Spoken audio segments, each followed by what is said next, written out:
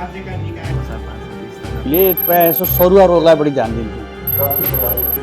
यो कार्यक्रम राम्रो छ, प्रभावकारी छ। यो नसर्ने रोगको जोखिम र बस्ने उपायबारे बच्चालाई सिकाइ गर्दाखेरि उनले आफ्नो परिवार र आफ्नो डोमेनभित्र चाहिँ कसलाई कसरी के सिकाउन सक्छन् र त्यो बढी फ्रुटफुल हुने देख्छु म। आजभोलि मान्छे सर्ने रोग भन्दा नसर्ने रोग लागेर मृत्युवरण गरेको कुरा अवस्था हामीले बुझिराखेका छौँ, देखिराखेका छौँ।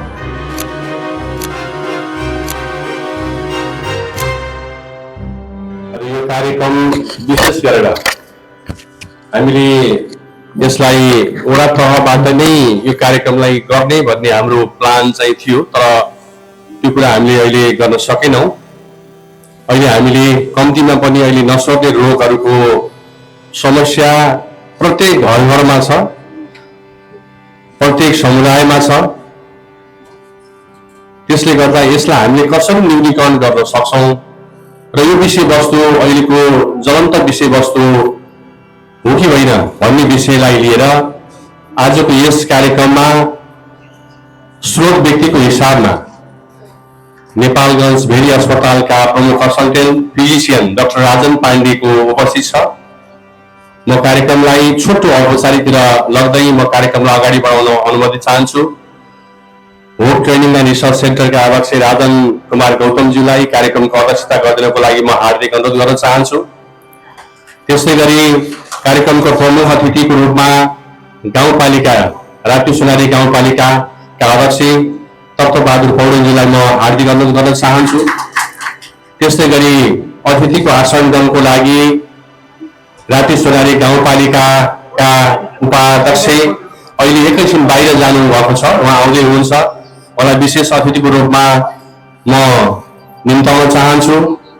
त्यस्तै गरी अतिथिको आसन ग्रहणमा आजका स्रोत व्यक्ति भेरी अस्पताल नेपालगञ्जका फिजिसियन प्रमुख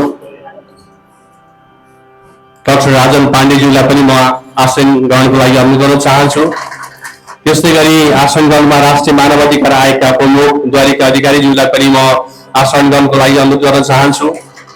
त्यस्तै गरी राप्ती सोनारी गाउँपालिकाका प्रवक्ता मिनराज खड्काज्यू, वडा अध्यक्ष मिनराज खड्काज्यूलाई मैले देखिरहेको छैन, म उहाँलाई पनि अतिथि आसन ग्रहणको लागि अनुरोध गर्न चाहन्छु। म समय पाबन्दीले गर्दा 9वटै वडाका वडा अध्यक्षज्यूहरूलाई अतिथिको आसन ग्रहणको लागि म अनुरोध गर्न चाहन्छु। त्यस्तै गरी पालिकाबाट पाल्नुहुने सदस्यज्यूहरू, विभिन्न विद्यालयबाट पाल्नुहुने प्रहरीज्यूहरू, यस पालिकाका शाखा प्रमुखज्यूहरू, यस्तै गरी स्वास्थ्य शाखाका प्रमुख देवेन्द्र केसी सर, त्यस्तै गरेर प्रशासकीय प्रमुख मरिराम बरालज्यू पनि अर्को कार्यक्रममा हुनुहुन्छ, उहाँलाई पनि म अतिथि आसन ग्रहणको लागि अनुरोध गर्न चाहन्छु। र हामीले यो कार्यक्रमलाई विशेष गरेर त्यस्तै गरी म पत्रकारहरू युवराज पाण्डेज्यू राष्ट्रसभा नेपालगञ्जका प्रमुख हुनुहुन्छ, उहाँलाई पनि अतिथि आसन ग्रहणको लागि म अनुरोध गर्न चाहन्छु। त्यस्तै गरी कान्तिपुर दैनिकका रूपा गहतराज, उहाँलाई पनि अतिथि आसन ग्रहणको लागि अनुरोध गर्न चाहन्छु। त्यस्तै गरी गजेन्द्र गुरुङ गोर्खापत्र दैनिकका, उहाँलाई पनि अतिथि आसन ग्रहण लागि चाहन्छु। त्यस्तै गरी देवेन्द्रराज पौडेलज्यूलाई पनि म अतिथि आसन ग्रहणको लागि आसन जोड्न चाहन्छु। त्यस्तै गरी उपभोक्ता हित संरक्षण मञ्चका केन्द्रीय सचिव वसन्त गौतमज्यूलाई पनि म आसन ग्रहणको लागि अनुरोध गर्न चाहन्छु। र एकमुष्ट हिसाबमा हामी यो कार्यक्रमलाई मैले धेरै औपचारिकता भन्दा पनि यो विषयवस्तु आजको छोटो हिसाबमा हामी दुईवटा प्रक्रियामा जान्छौँ। छलफलको प्रक्रियामा सुरुमा हामीले यो नसर्ने रोगहरूको अवस्था के छ, यो देशव्यापी रूपमा के छ, अहिले कसरी गइरहेको छ, यो राष्ट्रियदेखि अन्तर्राष्ट्रियसम्म यसको अवस्था के छ भन्ने विषयमा डाक्टर राजन पाण्डेज्यूले त्यसको विषयमा प्रकाश पार्नुहुनेछ। ले प्रायः जसो सरुवा रोगलाई बढी ध्यान दिन्थ्यौँ। जस्तै हामी अविकसित देशहरू विकासोन्मुख देशहरूमा चाहिँ झाडा बान्ता, आउँ, होइन, हैजा, मलेरिया, कालाजार यस्ता रोगहरूमा चाहिँ राष्ट्रको पनि ध्यान र व्यक्तिको ध्यान पनि बढी जान जरुरी पनि छ, आवश्यक पनि छ। तर त्यो भनिरहँदा बिस्तारै के भएछ भने पहिला चाहिँ हामीलाई चाहिँ मधुमेह भनेको सहरमा बस्ने मोटो मान्छेलाई मात्रै हुने हो, प्रेसर पनि कोलेस्ट्रोल पनि मोटो मान्छे होइन धेरै चाहिँ खानकीमा चाहिँ ध्यान नदिने मान्छेलाई मात्रै हुने हो भने जस्तो एक प्रकारको बुझाइ थियो पहिला पहिला। तर अहिले आएर हेर्ने हो भने हरेक घरमा तपाईँ हामी सबैको घरमा मधुमेह नभएको, दमको बिरामी नभएको र क्यान्सरको बिरामी नभएको कुनै पनि घर छैन। कोही एउटै व्यक्तिलाई दम पनि छ, सुगर पनि छ, प्रेसर पनि छ, मृगौलाको समस्या पनि छ, क्यान्सर पनि छ। त्यसले गर्दाखेरि चाहिँ अब के त यो कार्यक्रमहरू गरेर होइन कुनै रोग लाग्न नदिनेबाट चाहिँ कार्यक्रम गरेर त्यो रोगै नलाग्ने हो त? यसको मुख्य उद्देश्य चाहिँ के बुझ्न जरुरी छ भने हामीले अहिले विश्वमा चाहिँ 71 नेपाल जस्तो देशमा पनि 71% मान्छे मर्ने कारण चाहिँ नसनी रोग देखिया छ। 71 भनेको 2/3 भन्दा बढी। कि मधुमेह, कि सुगर, कि दमको समस्या, कि क्यान्सर। भनेपछि यो कार्यक्रमको उद्देश्य के हो? कि मान्छे मर्नै नदिने हो, रोग लाग्नै नदिने हो? त्यो कदापि होइन। यसको उद्देश्य के हो भने अहिले हामी जस्तो देशहरूमा चाहिँ 30 वर्षमा, 25 वर्षमा, 40 वर्षमा, 50 वर्षमा हार्ट एट्याक भएर मान्छे बस्नु परेको छ। 40 वर्षमै प्यारालाइसिस भएर बस्नु परेको छ भने पहिला कुरा त्यो रोगलाई कहाँ धकेल्ने? 80 वर्षमा, 90 वर्षमा, ताकि उसले चाहिँ आफ्नो चाहिँ जुन एक्टिभ हुन्छ नि, जुन बेलामा कमाउनु पर्ने, परिवार पाल्नु पर्ने, त्यो बेलामा चाहिँ निरोगी भएर उसले चाहिँ स्वस्थ बाँच्न पाओस् व्यक्ति होइन, रोगमुक्त भएर र आर्थिक रूपमा ऊ सक्रिय भएर काम गर्न पाओस्, न कि ऊ आफै परिवारलाई 30 वर्षमै 40 वर्षमै बोझ नहोस्। यसको उद्देश्य त्यो हो। तपाईँ हामीले जति गरे पनि रोग त लाग्छ नि एक होइन, तर रोग चाहिँ 80 वर्षमा लागोस्, 90 वर्षमा लागोस्, 100 वर्षमा लागोस्, 30 वर्षमै प्यारालाइसिस भएर 30 वर्ष जस्तै भेरी अस्पतालमा अहिले म काम गरिरहेको छु। 25-30 वर्षका व्यक्तिहरू हार्ट एट्याक भएर आउनुहुन्छ। 25-30 वर्षका व्यक्तिहरू चाहिँ किडनी फेल खाएर डायलिसिस गरेर बस्नु भएको छ। तर त्यो एकैचोटि बम ब्लास्ट भयो जस्तो त्यो भएको होइन।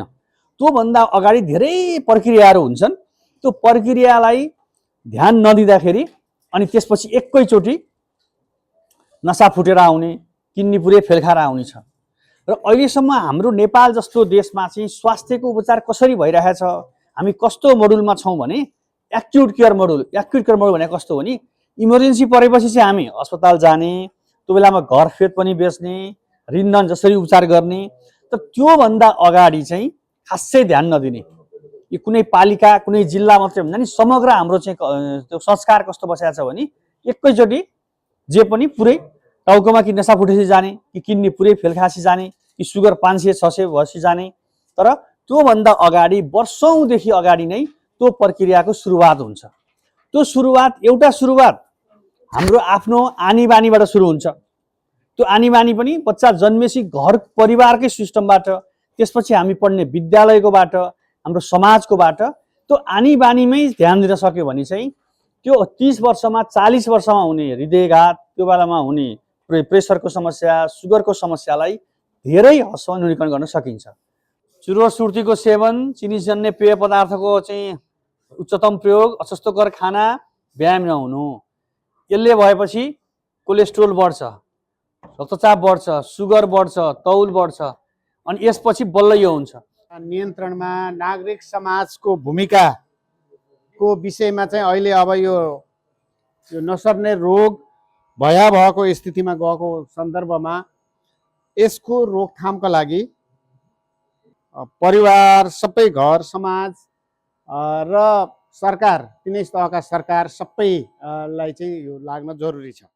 चिनी, नुन, तेल लगायतका दैनिक उपवस्तुहरूको यो नियमित बजारको अनुगमन गर्ने, त्यसलाई चाहिँ नियमन गर्ने कुराहरू पनि त्यतिकै महत्त्वपूर्ण छ। त्यसको लागि उपभोक्ताहरू पनि सचेत हुनु पर्यो। कुन वस्तु गुणस्तरीय हो होइन, खान योग्य छ कि छैन, त्यसको उत्पादन मिति कहिले भएको, त्यसमा चाहिँ मिसावट छ भने के कुराहरूको मिसावट भएको, कहिलेसम्म त्यसको प्रयोग मिति हो र व्यवहार परिवर्तन डाक्टर साहबले भनिसक्नुभयो।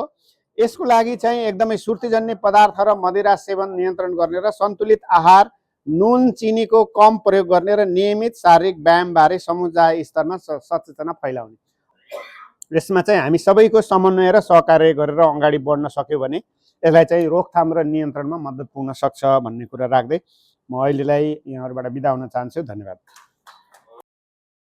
तपाईहरुलाई केही त्यस्तो खालको जिज्ञासा छ भने म तपाईँहरूलाई आफ्नो कुरा राख्नको लागि फ्लोर ओपन गर्न चाहन्छु। म बसन्त सर लगायत हाम्रो वडा अध्यक्षज्यूहरू, शाखा प्रमुखज्यूहरू, स्वास्थ्य शाखाका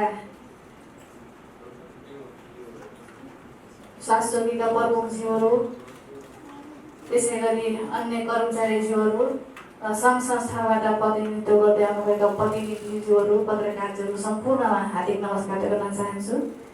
र आजको यो कार्यक्रम एकदम महत्त्वपूर्ण रहेको छ। यो कार्यक्रमको विषयमा लगभग 1 महिनादेखि हाम्रो सुरेश सरले हामीसँग बसेर सेयर गरिराख्नु भएको थियो। यो कार्यक्रम गरौँ भनेर हामीले पनि एक खालको बुझाइमा चाहिँ यो कार्यक्रम गर्नमा चाहिँ उहाँले अनुमति दिएको हो। र यो कार्यक्रम पालिका स्तरमा गऱ्यो, यो एकदमै महत्त्वपूर्ण रह्यो। यसै गरी यो पालिकामा मात्रै सीमित नरहेर मलाई लाग्छ यो वडा स्तरीय वा कुनै चाहिँ ठुलो फ्लोरमा यो कार्यक्रम चाहिँ गर्दाखेरि एकदमै उचित हुन्छ। किनभने आजभोलि मान्छे सर्ने रोगभन्दा नसर्ने रोग लागेर मृत्युवरण गरेको कुरा अवस्था हामीले बुझिराखेका छौँ, देखिराखेका छौँ। हाम्रो आँखा अब कार्यक्रमका प्रमुख अतिथि पालिकाका अध्यक्षज्यूलाई महत्त्वपूर्ण बनाइराखिनुको लागि म अनुरोध गर्न चाहन्छु।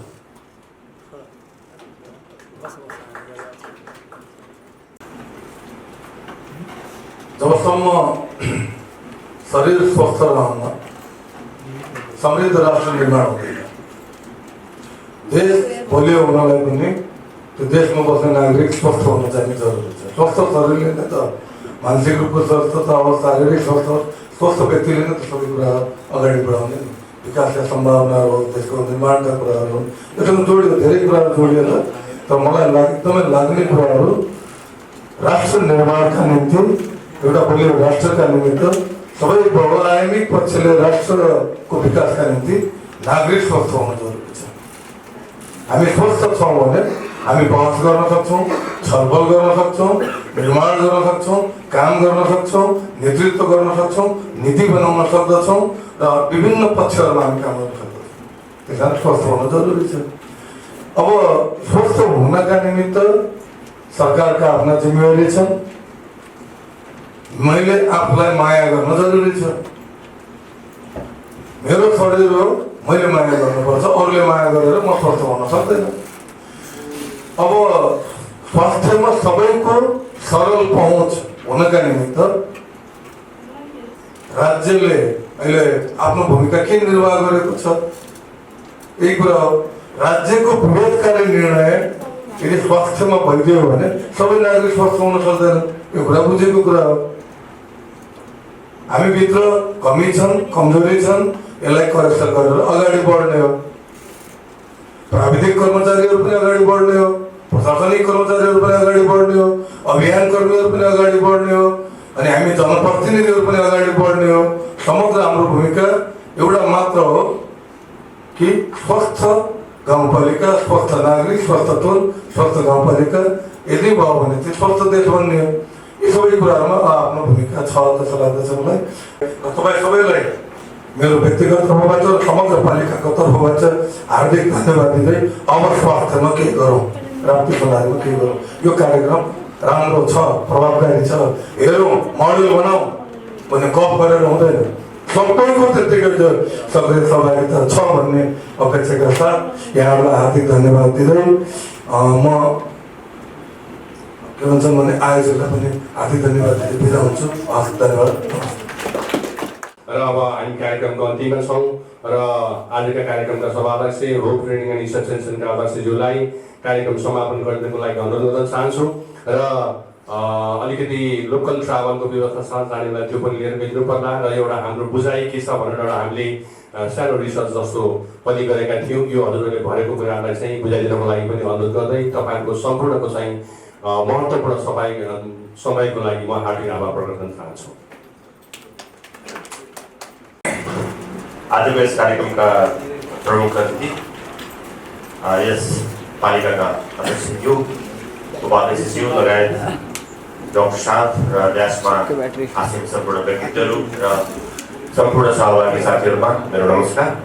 र आज कार्यक्रम एकदमै सौहार्दपूर्ण र राम्रो भएको सबै वक्ताहरूबाट पनि हामीले पायौँ र यो कार्यक्रमलाई यहाँसम्म ल्याउन प्रत्यक्ष रूपमा सम्पूर्ण सहयोग गर्ने हातहरूलाई यही मञ्चबाट म धेरै धेरै धन्यवाद दिन चाहन्छु र नसर्ने रोगका विषयमा धेरै कुरा आइरहँदा मेरो बुझाइमा चाहिँ हामीले यसलाई अधिकतमभन्दा अधिकतम चाहिँ स्कुल स्तरीय कार्यक्रमहरूमा लान सक्यौँ भने किनभने यसमा अहिले तुरुन्तै पैसा इन्भेस्ट गर्ने भन्दा पनि हाम्रो जीवनशैली परिवर्तन गर्ने भन्ने कुरा छ जसलाई लागिसकेका छ त्यसलाई चाहिँ कसरी होल्ड गर्ने कसरी त्यसलाई त्यसको लाइफ एक्सपान्ड गर्ने भन्ने एउटा बहसको विषय रह्यो अर्को महत्त्वपूर्ण विषय भनेको त्यो नयाँ आएका बच्चाहरूलाई चाहिँ कसरी सिकाउने र उनको जीवन कसरी सुरक्षित लैजाने र ती बच्चालाई सिकाइरहँदाखेरि उनले आफ्नो परिवार र आफ्नो डोमेनभित्र चाहिँ कसलाई कसरी के सिकाउन सक्छन् र त्यो बढी फ्रुटफुल हुने देख्छु म त्यस कारणले हामीले सबै वडा अन्तर्गत भएका स्कुलहरूलाई हामीले त्यहाँ स्कुलका विद्यार्थीहरूलाई चाहिँ यो कार्यक्रम चाहिँ यो एक दिन गरेर होइन कि हरेक शुक्रबार हरेक महिनाको एउटा दिन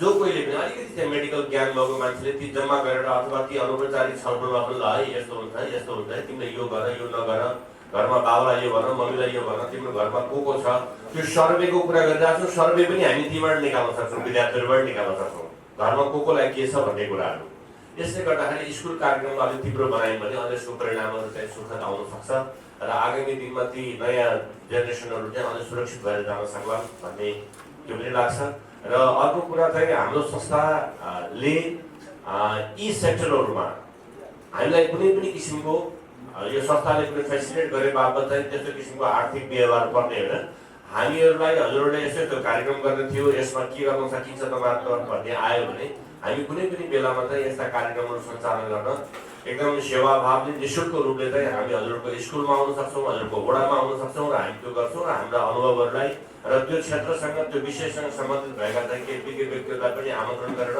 हामी त्यो त्यहाँ आइपुग्छौँ र त्यसको लागि चाहिँ हजुरले हामीलाई सम्झिदिनु भयो भने हामी त्यसमा आभारी हुनेछौँ भन्दै यो आज धेरै लामो हामीले समय लियौँ या लिएनौँ त्यो चाहिँ विषयवस्तुको गम्भीरताले प्रश्न पार्ला र अन्तमा यहाँ पालिकाको अध्यक्षज्यू लगायत सम्पूर्ण टिमप्रति र यहाँ सम्पूर्ण सहभागी अध्यक्षज्यूहरू विभिन्न सेक्टरमा आबद्ध हुनुभएका पत्रकार साथीहरू सबैलाई चाहिँ धेरै धेरै आभार व्यक्त गर्दै यो कार्यक्रम सम्पन्न भएको घोषणा गर्छु धन्यवाद नमस्कार